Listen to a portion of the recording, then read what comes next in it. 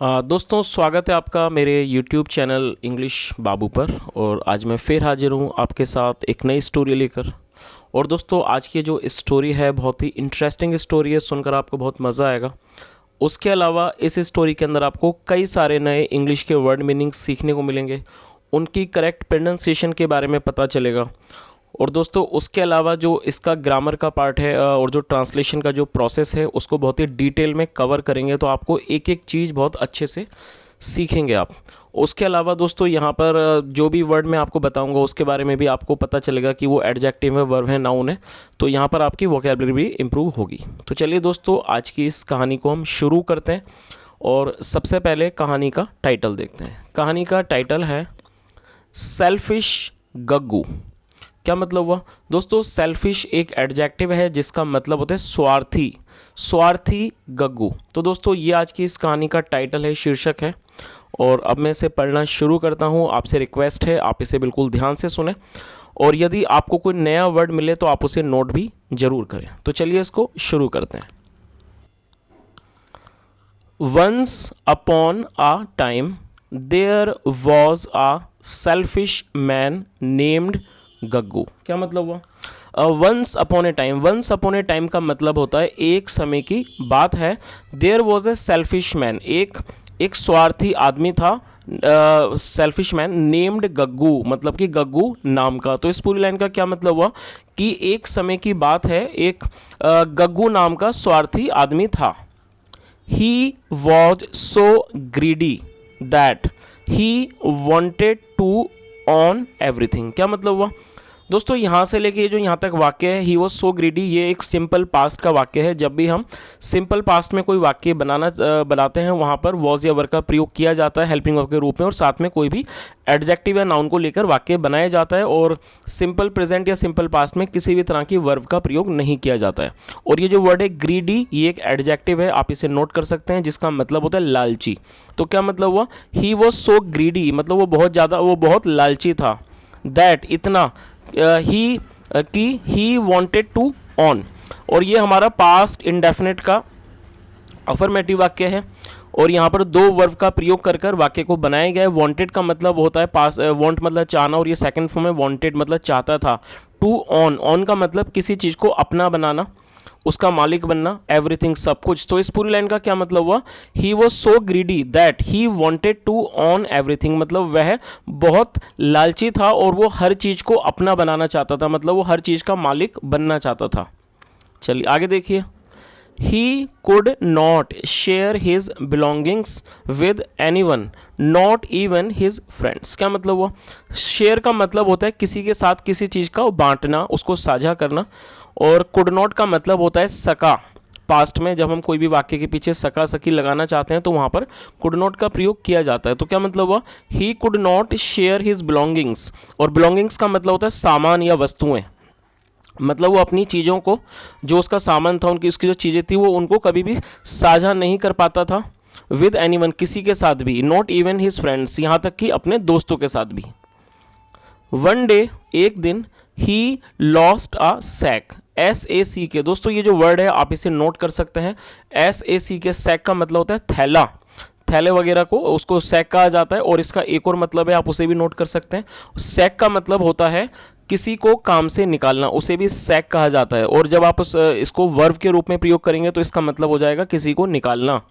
और यदि आप इसको नाउन के रूप में प्रयोग करेंगे तो इसका मतलब हो जाएगा थैला। तो यहाँ पर इसको नाउन के रूप में प्रयोग किया गया है। तो दोस्तों आप जब इसको नोट करें तो आप इसको दोनों चीज़ें नोट कर लें कि यदि ये नाउन के रूप में यूज़ होगा तो इसका मतलब होगा थैला, और यदि आप वर्ब के रूप में यूज़ करेंगे तो इसका मतलब हो जाएगा काम से निकालना।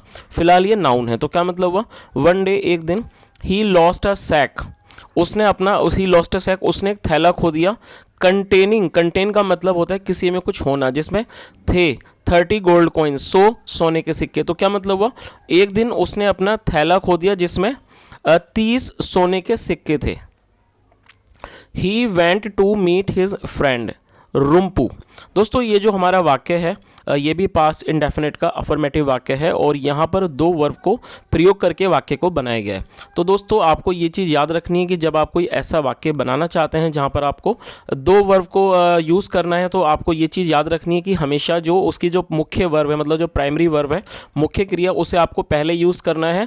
और यदि वो पास्ट इंडेफिनिट है तो सेकंड फॉर्म तो आपको लगानी ही है, लेकिन जब आप दूसरी वर्ब लगाएंगे तो उससे पहले आपको टू लगाना है। और ये चीज़ हमेशा आप इस चीज़ को याद रखिए कि टू के बाद आपको हमेशा ही वर्ब की फर्स्ट फॉर्म का ही प्रयोग करना है, चाहे वो कोई भी सेंटेंस हो। तो इस लाइन का क्या मतलब हुआ? He went to meet his friend Rumpu, वह अपने दोस्त रुम्पू से मिलने गया। Who was a kind man, who एक रिलेटिव प्रोनाउन है, क्या मतलब हुआ? Who was a kind man, जो एक दयालु आदमी था। Gaggu told him how he lost his gold coins. दोस्तों ये आप इस वर्ड को नोट कर सकते हैं, ये लूज की सेकंड फॉर्म है। लूज मतलब खोना और लॉस्ट मतलब खो दिया। तो क्या मतलब हुआ?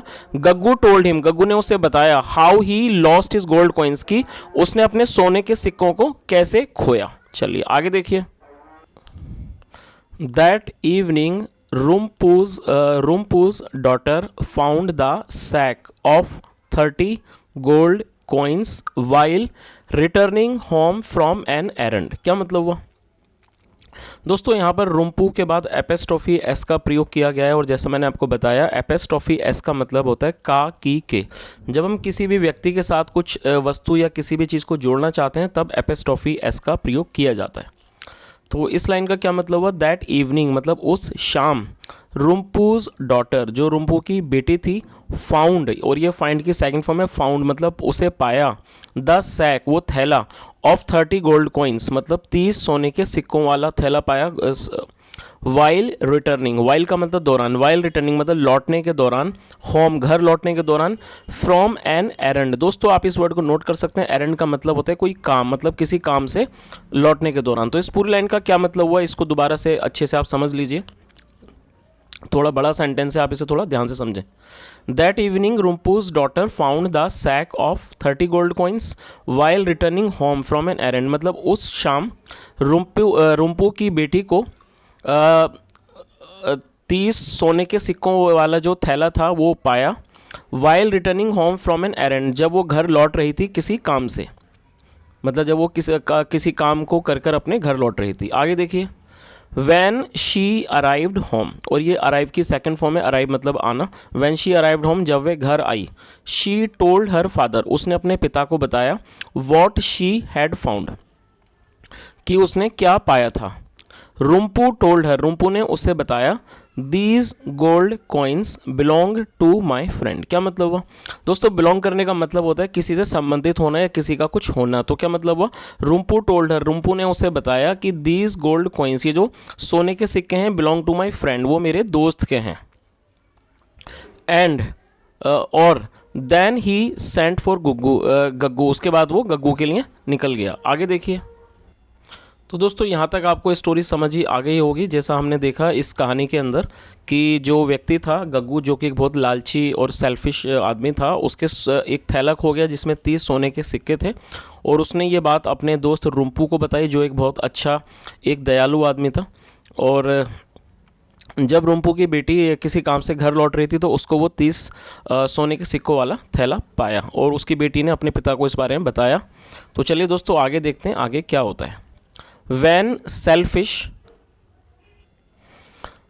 selfish गग्गू arrived मतलब जब स्वार्थी गग्गू आया, he told him उसने उसे बताया, how कैसे, his daughter had found कि कैसे उसकी बेटी को पाए थे, his gold coins उसके सोने के सिक्के, and handed them to him और handed का मतलब होता है सौंप देना, and handed them to him और उसने उनको उसे सौंप दिया, मतलब जो उन सिक्कों को उसने उसको गग्गू को सौंप दिया। आगे देखिए।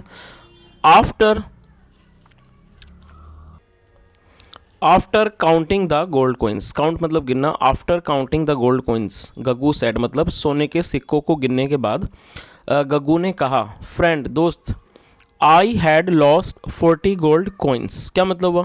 दोस्तों यहाँ पर हैड के साथ वर्ब की थर्ड फॉर्म का प्रयोग किया गया, ये लूज की सेकंड और थर्ड फॉर्म भी है और यहाँ पर इसे लॉस्ट को थर्ड फॉर्म के रूप में प्रयोग किया गया।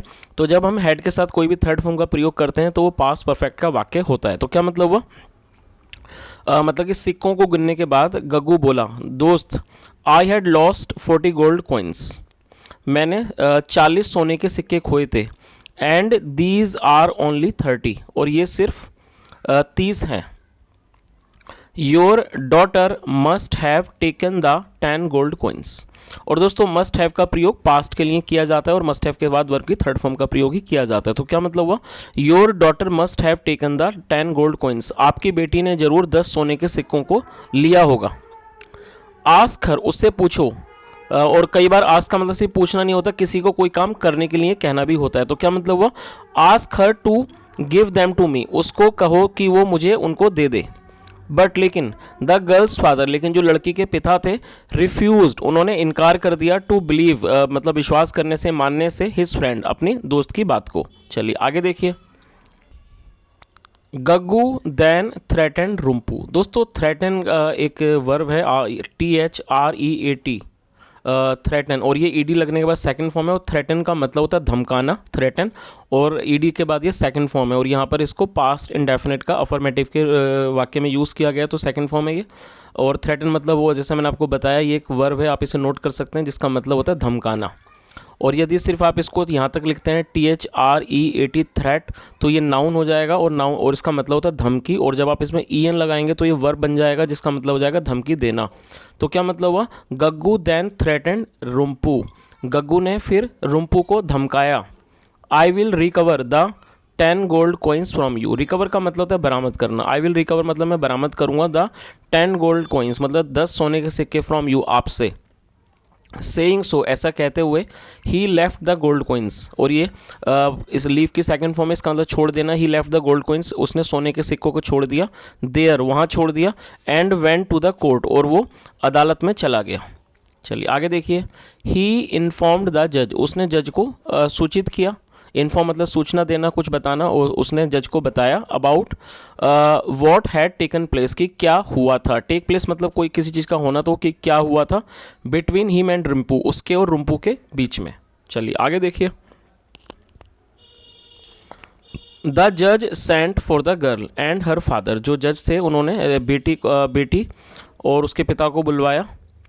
एंड व्हेन दे अराइव्ड, और जब वह आए, ही आस्क्ड द गर्ल, उन्होंने लड़की से पूछा, how many gold coins did you find. दोस्तों ये जो हमारा वाक्य है, ये पास्ट इंडेफिनिट का इंट्रोगेटिव वाक्य है, और आपको ये चीज़ याद रखनी है कि जब आप पास्ट इंडेफिनिट में कोई भी इंट्रोगेटिव का वाक्य बनाते हैं, तो वहाँ पर आपको डिड का प्रयोग करना होता है हेल्पिंग वर्ब के रूप में। और दूसरी चीज़ ये कि यदि आप इंट्रोगेटिव का वाक्य बनाएंगे, तो डिड के बाद आपको हमेशा ही वर्ब का फर्स्ट फॉर्म का प्रयोग करना है। और ये जो आप पूरा वर्ड देख रहे हैं, हाउ मेनी गोल्ड कॉइन्स, ये एक इंट्रोगेटिव वर्ड है। तो जब आप कोई भी इंट्रोगेटिव वर्ड का प्रयोग करते हैं वाक्य के अंदर, तो सबसे पहले आपको इंट्रोगेटिव वर्ड को मेंशन करना है, उसके बाद आपको हेल्पिंग वर्ब लगानी है, फिर सब्जेक्ट, और उसके बाद वर्ब की फर्स्ट फॉर्म, और यदि उसके बाद ऑब्जेक्ट है तो लगाएंगे, और यदि नहीं है तो उसको छोड़ देंगे। तो इस पूरी लाइन का आप मतलब अच्छे समझ लीजिए। How many gold coins did you find, मतलब कि आपको कितने सोने के सिक्के पाए। 30 gold coins replied the girl, मतलब 30 सोने के सिक्के, रिप्लाइड द गर्ल, लड़की ने जवाब दिया। चलिए आगे देखिए। द जज देन आस्क्ड गग्गू, फिर जो जज साहब थे, मतलब जो न्यायाधीश थे, उन्होंने गग्गू से पूछा, how many gold coins did you lose. और दोस्तों आप इस वर्ड को नोट कर लीजिए, ये लॉस्ट जो आपने वर्ड लिखा था, ये उसी की फर्स्ट फॉर्म है, जिसका मतलब होता है खोना, LOSE, और जो इसकी करेक्ट प्रोनाउंसिएशन है वो है लूज। तो क्या मतलब हुआ, द जज देन आस्क्ड गग्गू, फिर जज साहब ने गग्गू से पूछा, how many gold coins did you lose, मतलब कि how many gold coins did you lose, आपने कितने सोने के सिक्के खोए। 40 गोल्ड कॉइन्स रिप्लाइड गग्गू, मतलब 40 सोने के सिक्के, गग्गू ने जवाब दिया। चलिए आगे देखिए।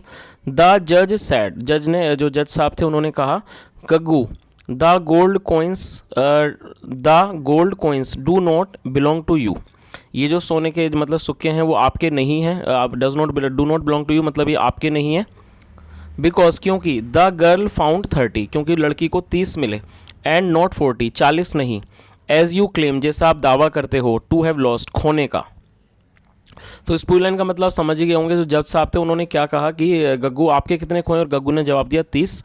तो जज साहब ने कहा कि ये जो सिक्के हैं वो आपके नहीं हैं, क्योंकि जो लड़की को मिले हैं वो 30 हैं, और जो आप बता रहे हो, आप दावा कर रहे हो, वो आप दावा कर रहे हो कि आपने 40 सिक्कों को खोया है। चलिए आगे देखिए। He then looked at the girl, फिर उन्होंने लड़की को देखा, एंड सेड टू हर, और उससे कहा, take the gold coins with you, और टेक मतलब ले जाना, take the gold coins with you मतलब कि सोने के सिक्कों को अपने साथ ले जाओ। इफ़ यदि एनीबडी कम्स टू मी, यदि मेरे पास कोई आता है, लुकिंग फॉर देम, उनको ढूंढते हुए या उनको ढूंढने के लिए, आई विल सेंड फॉर यू, मैं उसे आपके पास भेज दूंगा। चलिए आगे देखिए। टर्निंग बैक टू गग्गू मतलब गग्गू के तरफ वापस पलटते हुए, द जज सेड, जज ने कहा, if anybody reports to me, यदि कोई मुझे इस चीज़ की जानकारी देता है, रिपोर्ट करता है मतलब खबर देता है, दैट की they have found 40 gold coins की, किस उन्होंने 40 सिक्कों को पाया है, सोने के सिक्कों को पाया है, I will send for you, मैं उसे आपके लिए भिजवा दूंगा।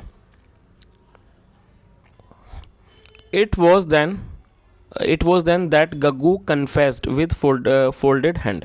दोस्तों आप इस वर्ड को नोट कर सकते हैं, बहुत अच्छा वर्ड है। कन्फेस का मतलब होता है अपने गुनाह को या फिर अपने किए गए पाप को, अपराध को कबूल कर लेना, उस चीज़ को मान लेना, तो उसे कन्फेस कहा जाता है। CONFESS और ED के बाद ये सेकंड फॉर्म हो जाएगा। तो क्या मतलब हुआ, इट वॉज देन मतलब फिर, गग्गू कन्फेस्ड, गग्गू ने मतलब इस चीज़ को स्वीकार कर लिया, अपनी गलती को, विद फोल्डेड हैंड्स मतलब कि हाथ जोड़कर उसने अपनी जो गलती थी उसको मान लिया, उस अपने गुनाह को कबूल कर लिया।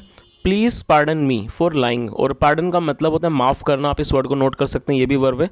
प्लीज़ पार्डन मी, कृपया मुझे माफ़ कर दीजिए, फॉर लाइंग, झूठ बोलने के लिए, लाइंग मतलब झूठ बोलना। I had lost only 30 gold coins, मतलब मैंने सिर्फ 30 सोने के सिक्के खोए थे, बट लेकिन द जज did not listen to him, लेकिन जो जज साहब थे उन्होंने उसकी बात को नहीं सुना। चलिए दोस्तों, अब इस कहानी का जो मॉरल है वो भी हम देख लेते हैं, और यहाँ पर आप इस चित्र को भी देख सकते हैं कि यहाँ पर वो व्यक्ति है। तो दोस्तों आप इस चित्र को देख सकते हैं, यहाँ पर वो व्यक्ति है, और यहाँ पर वो दूसरा व्यक्ति है रुम्पू, और ये जज साहब हैं, और वो उसके जो बेटी है उसको वो सोने के सिक्के दे रहे हैं। चलिए अब दोस्तों इसका हम मॉरल भी देख लेते हैं। वाइजली सैड मतलब ये बहुत अच्छी बात कही गई है। ऑलवेज बी ऑनेस्ट, हमेशा ईमानदार रहिए। एज जैसे कि डिसऑनेस्टी नेवर पेज, जो डिसऑनेस्टी मतलब जो बेईमानी है, नेवर पेज वो कभी भी भला नहीं करती। तो दोस्तों ये जो कहानी है इसका जो सार है, और मैं समझता हूँ आपको बहुत अच्छे से समझ आ गया होगा। और जैसा हमने इस कहानी के अंदर देखा कि जो गग्गू था जो कि लालची था, लालची होने के साथ साथ वो बेईमान भी था, और उसे अपनी करनी का फल मिला। जो उसके 30 सोने के सिक्के थे वो भी गवा दिए। और मैं समझता हूँ दोस्तों इस स्टोरी को यदि आप ध्यान से यदि आपने सुना होगा तो आपको ये चीज़ भी समझ में आई होगी कि जज साहब ने इतना अच्छा फैसला कैसे लिया। जैसा हमने देखा कि जो जज साहब के पास जब वो व्यक्ति आया उसने कहा कि मेरे 40 सिक्के खोए थे बाद में, और जो उस लड़की को पाए थे वो सिर्फ 30 सिक्के थे। तो जिससे ये बात क्लियर हो जाती है कि जाहिर सी बात है कि यदि कि उसके सिक्के उस लड़की को पाए होते, और यदि उसको 40 सिक्के पाए होते, तो जाहिर सी बात है वो 40 के 40 रख लेती, वो इस बारे में किसी को नहीं बताती। लेकिन वो जो लड़की थी वो ईमानदार थी, वो उन सिक्कों को वापस करना चाहती थी, इसलिए वो वापस आई। और जब जज साहब को ऐसा लगा कि शायद ये जो व्यक्ति है झूठ बोल रहा है और बेईमानी कर रहा है, उस पर शक हुआ जिसकी वजह से उसको गंवाने पड़े। तो इससे ये भी पता लगता है कि जो जज साहब थे उन्होंने बहुत ही अच्छा निर्णय लिया इस चीज़ का, क्योंकि यदि अगर उसने उन 30 सिक्कों को लिया होता और यदि वो नहीं लौटाना चाहती तो वो शायद इस बात को किसी को नहीं बताती। और यदि वो 30 सिक्कों को वापस कर रही है, जिससे ये पता लगता है वो अपनी तरफ से पूरी ईमानदार है। तो दोस्तों ये आज की एक छोटी सी कहानी थी। मैं उम्मीद करता हूँ कि कहानी आपको अच्छी लगी होगी। यदि मेरा पढ़ाने का प्रयास भी आपको अच्छा लगा हो तो आपसे रिक्वेस्ट है वीडियो को ज़रूर लाइक करें, शेयर करें, चैनल को भी सब्सक्राइब करें, और कमेंट करके ज़रूर बताएं यदि आपका कोई भी सुझाव हो। यहाँ तक सुनने के लिए thank you so much. Have a nice day and bye.